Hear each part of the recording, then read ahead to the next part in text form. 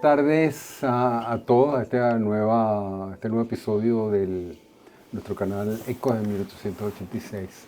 Tenemos de nuevo con nosotros al doctor Antonio Carri Bolívar, que estuvo hace relativamente poco cuando conversamos sobre su último libro, Historia Contemporánea de Venezuela. Pero hoy tenemos otro libro suyo que está por salir al mercado editorial y que dentro de poco lo tendremos en papel en nuestras manos. Es un libro sobre Rufino Blanco Fombona, este gran escritor venezolano, nacido a finales del siglo XIX y comienzos del XX, en pleno modernismo. Me impactó mucho este libro y quería preguntarte, Antonio, ¿qué te motivó a involucrarte en la escritura de este libro, en explorar y estudiar a fondo este personaje tan singular, tan curioso, tan raro en el panorama de las letras venezolanas? Bueno, la primera cosa fue porque es un viejo recuerdo de mi papá, ¿no? Que me hablaba mucho de Rufino Blanco. Él le parecía que había que admirar mucho el trabajo que había hecho en el exilio. Y aunque él era muy crítico también con él, ¿no? En relación a los excesos de Rufino, ¿no? Que ya después podemos hablar de esos temas. Ahora, además, pero otra cosa que me motivó es que, bueno, hay muchísimos venezolanos hoy fuera de Venezuela, y él fue un hombre que estuvo más de 20 años en el exilio durante la dictadura de Juan Vicente Gómez. Y eso creo que ha sido la iniciativa que me llevó a ponerme a escribir sobre este personaje, y cada vez que consigo algo sobre Rufino es una cosa apasionante y además increíble, porque además me parece que hemos sido muy injustos, han sido muy injustos la historiografía venezolana con Rufino, porque excepción hecha de algunas personas que han hablado de Rufino y que han escrito sobre él, es una excepción a la regla, porque la regla ha sido el olvido. Y es que el pobre Rufino lo olvidaron hasta cuando estaba vivo, porque mientras estaba en el exilio, una dictadura como aquella de Juan Vicente Gómez no permitía que se publicara ningún texto, ningún libro sobre él. Y entonces eso por supuesto que hay que reivindicarlo, mi manera de ver, porque Rufino es un personaje de verdad muy, muy importante para Venezuela y para su historia. Claro, yo creo que además cuando Rufino fallece, cuando Juan Vicente Gómez, General Gómez, fallece en 1935 y él regresa poco después, él carga consigo la estima y la autoevaluación y el aprecio que de él tienen los grandes intelectuales de España y de Europa. O sea, él sabe que él es un buen escritor, que él sabe que es un gran escritor. Fue nominado al Premio Nobel por intelectuales y por el Ateneo de Madrid, por el Ateneo de Madrid, sí, recuerdo. Sí. Y cuando él llega a Venezuela, él presume y espera un trato preferencial y aspira, o por lo menos sueña, con dirigir los destinos de la nación, llegar a ser presidente de la República. Y su sorpresa es que no saben quién es él, no lo conocen. Sí, a pesar de que el general López Contreras lo designó gobernador o presidente, como se llamaba en aquella época, del estado Miranda. Pero la verdad es que Rufino llegó a un país distinto, un país que no lo conocía. Estaban ya una nueva generación de políticos en la lucha por el poder, con planteamientos distintos a los de Rufino. Rufino estaba un poco como atrasado frente a los nuevos tiempos, ¿no? Sin embargo, él era un hombre que creía que podía tener más reconocimiento, y de verdad tuvo más reconocimiento en el exterior que en Venezuela.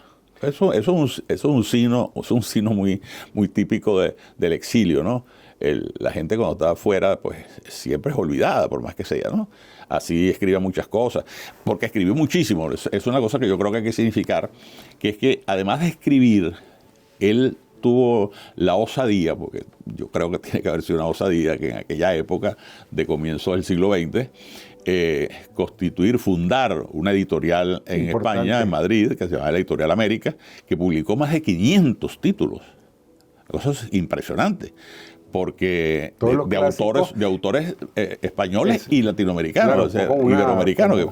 Una editorial antecesora, en cierto modo, de la Biblioteca de Ayacucho, creada durante el gobierno de Carlos Andrés Pérez, pero fue un homenaje a él, ¿sabes? De Ángel Rama, y Venezuela intentó, digamos, replicar ese esfuerzo gigantesco de dar a conocer al mundo a precios muy económicos, muy accesibles, los clásicos de la literatura latinoamericana, un esfuerzo que obviamente hoy en día no ha continuado, por lo menos con ese mismo... Sí, la biblioteca Ayacucho es una cosa muy importante. Yo creo que es de los mejor que ha hecho desde el punto de vista editorial Venezuela, ha sido la biblioteca Ayacucho.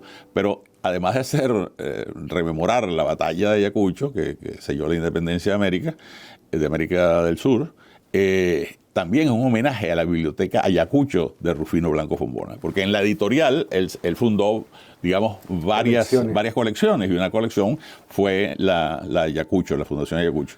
Y eso es un homenaje a él que yo creo que valió la pena que lo hicieran, porque había que reconocer esa labor tan importante desde el punto de vista editorial que hizo y el esfuerzo que hizo para mantener una editorial tanto tiempo en España. Claro, ahí también que es importante que tú destacas en tu libro ese amor incondicional a la terruca, como él lo llamaba, sí, al país de origen, a la tierra venezolana, y que tú dices pues que textualmente pues esa carencia la llevamos en los genes y nada ni nadie nos la arranca de nuestras creencias.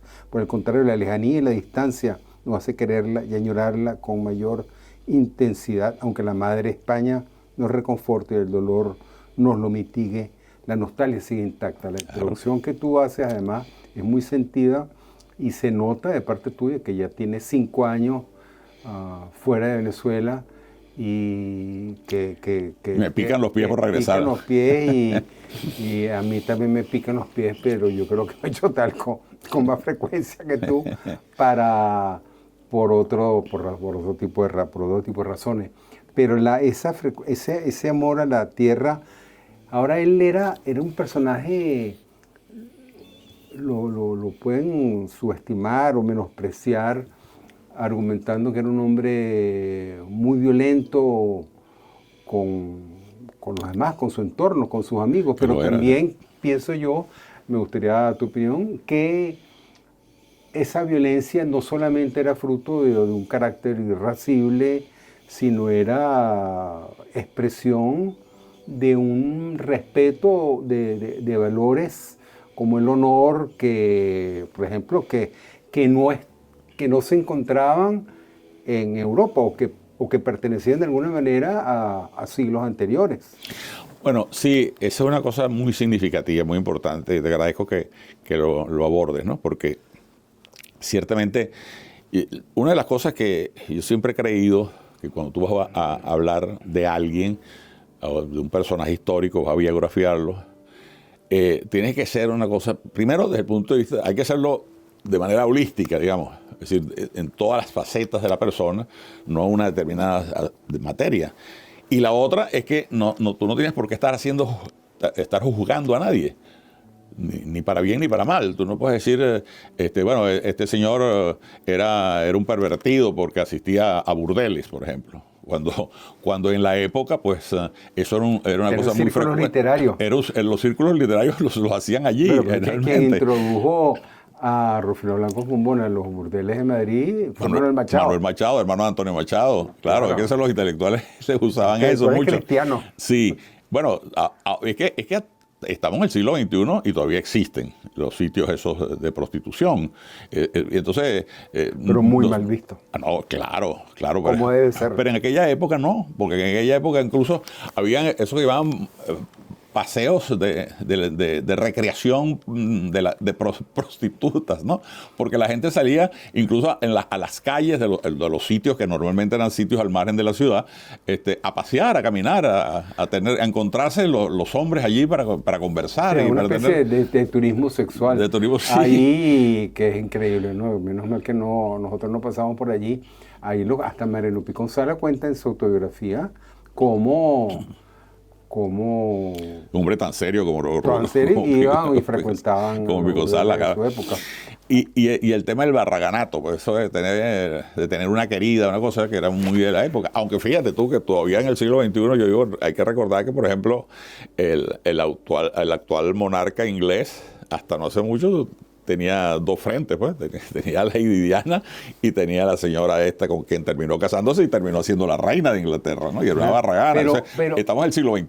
Claro, en cambio, en aquella época, pues, era más frecuente esas cosas, ¿no? Pero más allá de esas costumbres sexuales de la época de los intelectuales, también me refería a lo violento. ¿Tú recuerdas que Rufino Blanco Fombona a los 18 años lo nombran cónsul en Filadelfia, el gobierno de Crespo? Sí. Y, bueno, pero sabes y lo expulsan y termina el cargo porque a los 18 años le cayó a palos a unos americanos que se burlaron de ellos, y después vinieron los policías a defender a los americanos y le cayó a palos a los policías también. Pero es que él era muy violento desde niño. Estando en la escuela, él nació en La Victoria, en el estado de Aragua, ¿no?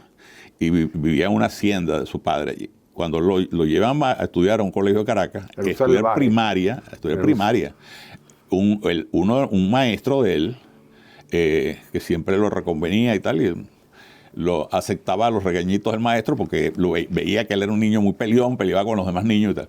Pero un día lo amenazó. Entonces él se sintió que lo había ofendido. Y entonces esperó salir del colegio y en la calle lo estaba esperando con una vara y le cayó a varillazos al maestro. Me imagino que cómo se sentiría ese maestro, pero peor le salió Rufino porque lo expulsaron del colegio. Bueno, yo quiero referirte un poco a esto. Yo fui a los 22 años, brevemente salí un poco de esto de Rufino Blanco Fombona. A los 22 años fui profesor en un liceo del sur del estado de Anzoátegui, en el pueblo de Onoto, arriba a pocos kilómetros al norte de Saraza, en Guárico. Y un día un examen de historia del arte, un muchacho que venía en burro, en caballo al colegio, en el examen estaba copiándose, pues. Si yo le quité el examen, le puse 0. Y él no estaba de acuerdo con eso. Yo agarré, tranqué el colegio, cerré, y cuando voy a agarrar mi autobús para regresar a Barcelona, el muchacho estaba afuera con un machete y ahí se fue corriendo donde yo estaba para meterme el machetazo, porque estaba ofendidísimo que yo lo hubiera, no se raspado, sino lo hubiera hecho pasar vergüenza con su compañero. Yo tuve que salir corriendo, al menos afortunadamente en esa época yo corría a larga distancia y me fui corriendo hasta la Plaza Bolívar, entré a la prefectura y el comandante de la policía le dijo a un agente que le dio un revólver, el parque de armas, y me dio acompaña al profesor de ellos a la parada de autobuses, y que nadie se le acerque que se monte, y que el indio ese que lo está persiguiendo con machete, que no se monte en el autobús.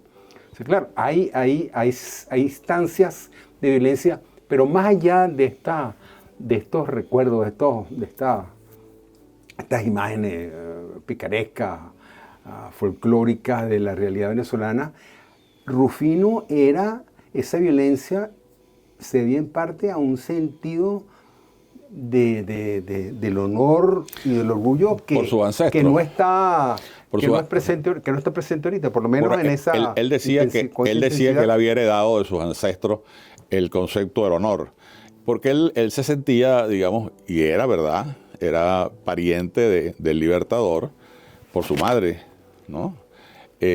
Por los blancos. Incluso era descendiente de conquistadores, de Pedro Blanco, que fue un conquistador español que llegó después del tercer viaje de Colón. Y además de eso, su abuelo materno era un asturiano que se fue a Venezuela, hizo mucho dinero en Venezuela, pero además era miembro de la Academia de la Lengua de Venezuela y de España. Y incluso sus versos, no sé si todavía, pero se recitaban mucho en los días 2 de mayo en Asturias, en las escuelas asturianas, en celebración a la derrota de Napoleón. Y hizo unos versos extraordinarios de la época. Era primo de Eduardo Blanco. Él además era primo de Eduardo Blanco, el de Venezuela Heroica. Y de allí le viene no solamente ese carácter violento, que también sin duda, era una impertinencia muchas veces, ¿no?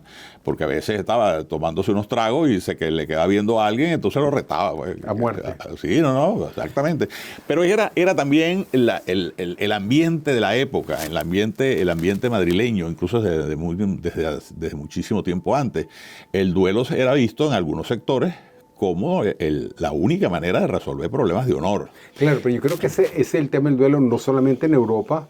Tú ves en Rusia, por ejemplo, a comienzos del siglo XIX, Pushkin muere en un duelo a los 37 años de edad. Sí. Pushkin era uno de los gigantes de la literatura rusa que de alguna manera creó el lenguaje ruso que se habla, que se escribe y que permitió el desarrollo de la literatura rusa posterior, incluyendo los grandes novelistas Dostoyevsky y Tolstoy. Es decir, el hombre crea la literatura, sí. Y el siglo de oro de Rusia comienza con Pushkin. Y Pushkin estaba en un bar, se encontró un hombre que era un militar, que era militar, creo que era, si mal no recuerdo, un agregado militar de alguna nación. Se le quedó viendo mal a su mujer. Y Pushkin fue y lo retó a muerte. Y se quedó a tiro y Pushkin murió. Bueno, o sea, no es tan... era una práctica que estaba viva en la mente de Rufino, quizás por su lectura. Bueno, Rafael Ramón Castellano, uno de sus biógrafos, dice que le calcula a Rufino que mató a 12 personas en duelo. Yo esa cifra no la tengo muy clara, aunque es posible que haya llegado a esa cifra, no solo por los duelos directos personales, sino también por un enfrentamiento muy serio que tuvo cuando fue designado gobernador en Amazonas. Y allí tuvo se murieron varias personas porque lo trataron de asesinar a él. Eso fue una legítima defensa. Terminó preso y ahí escribió El Hombre de Hierro, uno de sus grandes libros. Estando preso, tu año y medio preso, siendo el gobernador del estado en la época de Castro. Claro, a mí me impresiona mucho con esta historia de violencia de Blanco Fombona. También tú sugieres en el libro que también hay un sentido de la importancia propia que le pudo haber, corrígeme, llegado de su condición de ser, digamos, parte de esos amos del valle. Los grandes, su familia eran los grandes mantuanos, lo que Herrera Luque también. Los amos del valle. Pertenecía a esa élite financiera, intelectual, material, económica, y tenía un sentido de la importancia que él, un recién llegado, no le iba a faltar respeto. Pero yo creo que más allá de esa pertenencia al mundo mantuano, hay un sentido que vivía entre dos tiempos. Sacando a colación otro escritor, por ejemplo, Yukio Mishima en Japón, que a los 45 años, a finales de noviembre, a finales de 1970, pensó que el mismo día que le entregó a su editor el último tomo de su obra maestra, El Mar de la Fertilidad, fue con un grupo de amigos que practicantes todas las artes marciales a la base aérea militar japonesa de defensa y propiciaron alzamiento. Secuestró al comandante de la base y dijo que si no reunían a todos los oficiales y traían las cámaras de televisión, lo iba a matar. Se lo obedecieron, llamaron a los oficiales y vieron la televisión y como se burlaron de él, decía, yo no puedo vivir con el deshonor de estar en un país que no respeta sus tradiciones. Se cometió el seppuku, que es el suicidio ritual japonés, le cortaron la cabeza, un miembro de su grupo, le cortan la cabeza porque el dolor es espantoso, antes de que pierda la compostura, la decencia, la honradez, la integridad psicológica, que nadie lo está viendo, pero era el sentido de la entereza en un momento terrible de dolor. Él mismo, para que él no pase por esa experiencia, le quitan la cabeza. y al que le quede la cabeza también se hizo ese poco, y un tercero le quitó la cabeza, que no se hizo ese poco para que ese tercero pudiera para ir a los poderlo medios narrar. de Sí. comunicación A y contar, contar pues, qué fue lo que pasó. Bueno, ahora, Mishima, déjame terminar, discúlpame, Mishima hace eso y nadie lo entendía porque era un hombre que vivía en la época de los grandes shogun, de Ieyasu, Nobunaga, Sí. Ieyasu. Era un hombre que estaba un gigante en la literatura del Japón del siglo XX y del siglo XXI. Todavía es una presencia gigantesca, pero un hombre que vivía entre la modernidad y la tradición. Eso le pasaba a Y Rufino, blanco como no era, exactamente. estaba así. Exactamente. Él es un hombre del siglo XX, pero parecía un caballero del siglo XVI, ¿no? Y que se resolvían las cosas de esa manera. Pero es que incluso con sus grandes amigos, él por ejemplo fue muy amigo de Rubén Darío, lo conoció en París y se hicieron entrañables amigos, y lo mismo con Gómez Carrillo, dos grandes intelectuales de la época, ¿no? Un guatemalteco y un nicaragüense. Bueno, con ellos también tuvo un pleito, porque en una conversación, en un diálogo que tenían, después de tomarse unas copas, unas cuantas copas seguramente a madrugada, empezaron a hablarle bien de París y hablando bien de Francia y denostar de los países de América Latina. Bueno, eso lo ofendió a Rufino. Les dijo, mire, ustedes dos son unos grandes personajes porque en sus países, allá en nuestra terruca, allá donde, y que eso es lo que hay que defender, porque ustedes aquí son nadie. Usted aquí, señor Rubén Darío, usted es el señor que habita la habitación número tal y usted es el que habita la habitación número tal. Aquí no son nadie en Europa. En cambio, allá sí son. Ahora van ustedes a andar mendigando cargos allá y hablar mal de los pueblos nuestros. De su atraso. Nosotros tenemos una cuota de responsabilidad en ese atraso de nuestros pueblos. Vamos a seguir defendiendo a nuestro pueblo. Bueno, y casualidad no los retó a duelo porque eran sus íntimos amigos, que además le prologó uno de sus primeros libros, ópera lírica, se la prologó Rubén Darío, que como se sabe, pues todos era uno de los grandes escritores latinoamericanos de todos los tiempos. Claro, y tú recuerdas también ahí hablando de los duelos que Francisco Quevedo, el gran escritor, Sí. o sea, Hay una placa conmemorativa. mató a un hombre en plena Semana Santa y lo sacó a la catedral. En la iglesia estaba un señor, abofeteó a una señora. En misa. En misa. Y entonces él le saltó, lo sacó a empujones de la iglesia, lo retó a duelo y lo mató. Allí está todavía en España, ahí en Madrid, está la placa en esa plaza. En esa iglesia. Quevedo. Quevedo, que el gran Quevedo, ¿no? Bueno, y entonces yo digo que ahí... Que es un autor de una de las obras, uno de los poemas, que es la Capilla Sistina de la poesía española, Sí. está construida con líneas de Quevedo. Claro. Amor constante más allá de la muerte. Formaba parte del siglo de oro español, sin duda.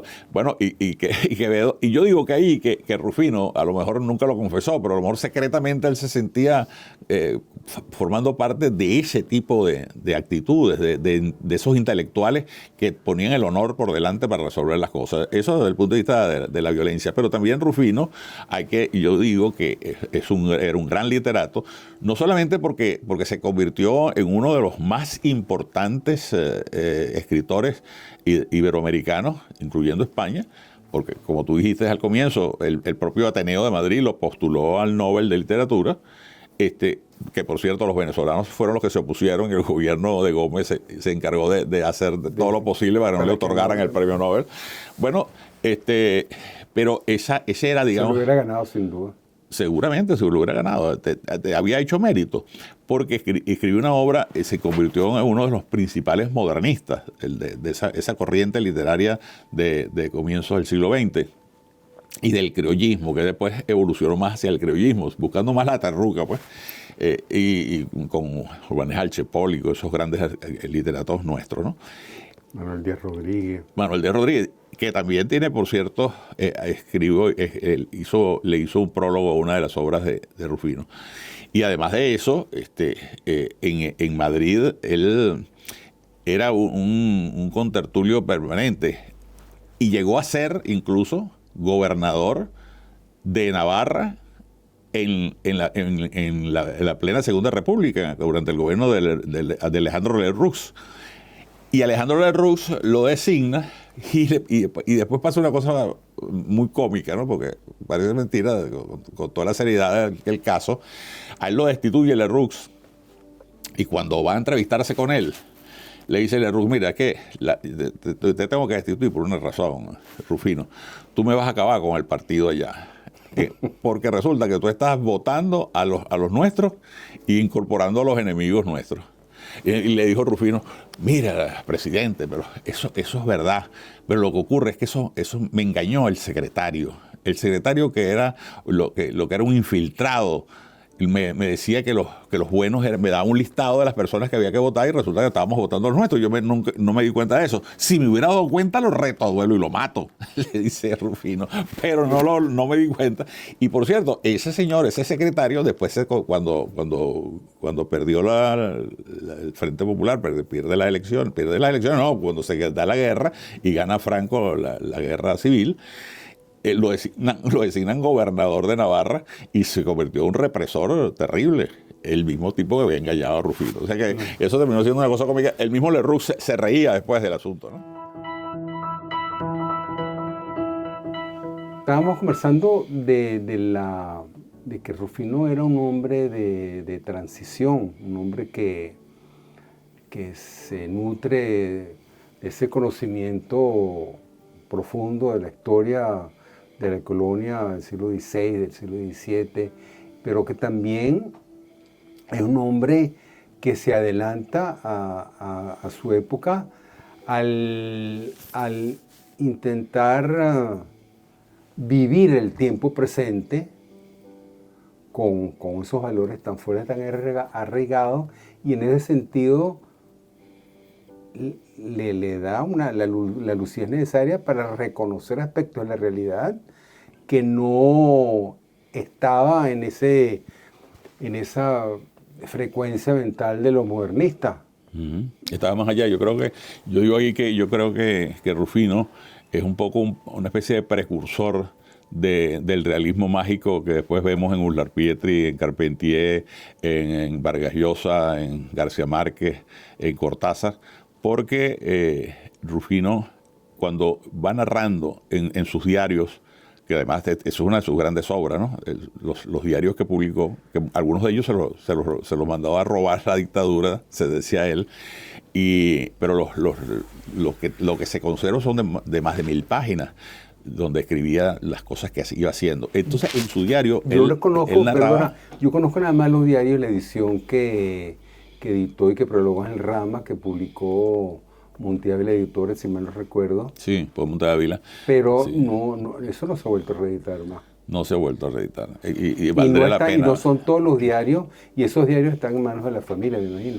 Sí, de su familia. Sí. Algunos, pero es que otros se perdieron definitivamente. Pero hay diarios inéditos. Sí, seguramente, claro. Que tú quizás sí, pudiste conocerlos, yo no. He visto algunos manuscritos, pero queda muy poco. Pero él ahí hace una narración, Ricardo, que es impresionante. Uno ve cómo él va narrando lo que va viendo de la selva amazónica, cuando se va entrando por el Orinoco y luego por el Atabapo. Y la descripción que va haciendo es una cosa tan maravillosa, tan bien escrita, tan de recreación de esa selva inhóspita, pero además bellísima. Él compara, por ejemplo, el agua de ese río, el agua tan cristalina, con el leaf from milk del vino alemán, ¿no? Él decía que esas aguas, él disfrutaba más allí que en cualquier país de Europa, porque se sentía en la selva más virgen de Venezuela y donde se podía llegar a convertirse en un gran granero de América, toda esa zona. Él soñaba con hacer... Claro, pero era un hombre de acción, era un intelectual y era un hombre de acción. Sí. Y su ideal él lo chocaba... Tan de acción. Chocaba violentamente no solamente contra las autoridades, sino con sus amigos. Yo recuerdo haber leído la correspondencia aquella redacción epistolar entre Pedro Enrique Ureña y Alfonso Reyes, donde Enrique Ureña le confiesa a su amigo que mexicano que está enclaustrado en un hotel y no se atreve a salir porque está Rufino Blanco buscándolo para matarlo. Sí. Pero era un gran escritor. Claro, era muy violento y esa violencia la enfocaba políticamente en sus escritos y fundamentaba su violencia en sus escritos, pero incluso llegó a un hombre de acción que hasta el punto que llegó a escribir, que tú incluyes allí, cuáles serían, digamos, las tesis principales de un gobierno dirigido por él. Él hizo un programa de gobierno, sí. Tenía claro qué quería hacer y qué hacía falta hacer. Él quería ser presidente de Venezuela, sin duda. Y escribió un programa de gobierno que muchas de sus cosas hubo que hacerlas en Venezuela porque era importante. El tema de la educación popular, gratuita, la instrucción es una cosa demasiado importante en Rufino. Pero volviendo a eso del carácter de Rufino, ¿sabes que le pasó una cosa que yo escribo allí, que me pareció interesante? Es su encuentro con un personaje fascinante que se llama Rafael Bolívar Coronado. Es un hombre talentosísimo, un genio. Pero él lo contrata en la Editorial América para que se vaya a la biblioteca. Un genio del engaño también. Sí, también. Entonces, pero resulta que, bueno, ese es el creador del Alma Llanera, ¿no? Por cierto, y él mismo decía que no le gustaba mucho eso que había escrito, pero le ganó una beca para España del gobierno de Gómez y después se la quitaron cuando vio que era un enemigo de él, ¿no? Enemigo de Gómez, y empezó aquí en España a hablar mal del gobierno. Entonces le quitaron la beca. Pero entonces lo contrata Rufino para que se vaya a la biblioteca a estudiar y a investigar sobre Codazzi, sobre Bonpland, sobre los grandes escritores del momento. Y entonces él le presentaba los trabajos como si lo hubiera escrito Bonpland, o como si lo hubiera escrito esa persona que él lo había contratado. Un mitómano, pero un hombre muy... Pero, a mí no me llama la atención mucho porque esa doblez, esa capacidad de engañar, de mentir, de meter embuste... ¿Tú sabes por qué él decía, Rafael, él se justificaba diciendo que él ya no tenía tiempo de ser una gloria de las letras, entonces que él tenía que utilizar a las glorias de las letras para poder comer, porque no podía darse el lujo de tener telarañas en las muelas. Que necesitaba comer. Y por eso le decía, bueno, pero Rufino lo salió a buscar para matarlo, porque cuando se dio cuenta que lo había engañado con esas crónicas que hacía, que no eran ninguna crónica de Bonpland, sino de él mismo, que la inventaba. Y entonces se fue a esconder a Barcelona. Sí, y en Barcelona se cambió el nombre. Y entonces logró que lo contrataran un periódico de Barcelona como corresponsal de guerra. Y el tipo no iba a ninguna para Marruecos. Entonces, y para la guerra de Argelia, y entonces él no iba a ninguna guerra, sino que se disfrazaba de pordiosero y se iba a los muelles a hablar con los soldados que regresaban, y entonces escribía las crónicas como si estaba en la guerra. No, era un genio, o sea, un tipo inteligente. Bueno, claro, ahí hay gente así, claro, hay gente así que terminó arruinado el pobre, ¿no? Y muriendo casi solo. También me gustaría un poco finalizar también confesarte mi agrado por la mención de todos estos ensayistas que no son tan conocidos, como la propia pariente de Blanco Fontana, Magui, que vive en París actualmente. Una persona muy agradable, fue profesora titular de la Universidad de Simón Bolívar, profesora de letras.